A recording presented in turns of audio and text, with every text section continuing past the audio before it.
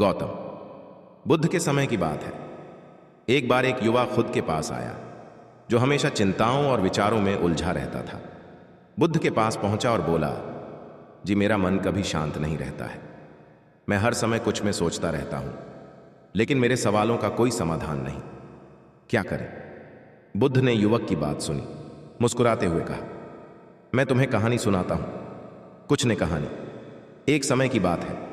एक गांव में एक धनी व्यक्ति रहता था।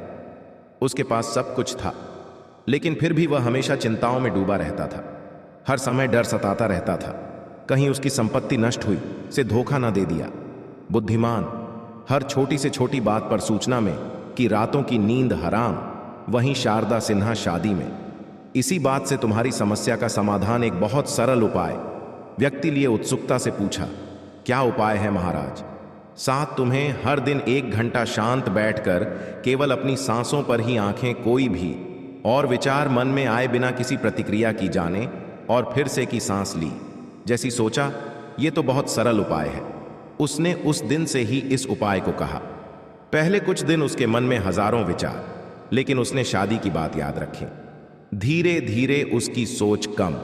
कुछ ही समय में इसने पाया कि उसकी चिंताएं और भाई गायब हो गए हैं। अब पहले से ज्यादा शांत पर खुश रहने लगा। बुद्ध ने कहानी समाप्त करते हुए उन्हें बक्से कहा, जैसे उस धनी व्यक्ति ने अपनी सोच को नियंत्रित किया, वैसे ही तुम्हें भी अपनी सोच पर नियंत्रण करना होगा।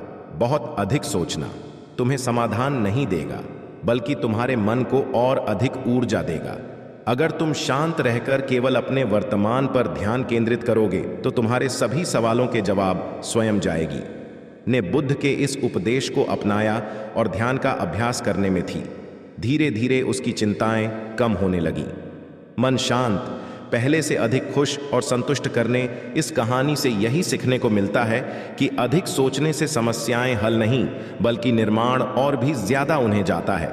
इसलिए आवश्यक है कि हम अपने विचारों को नियंत्रित करें।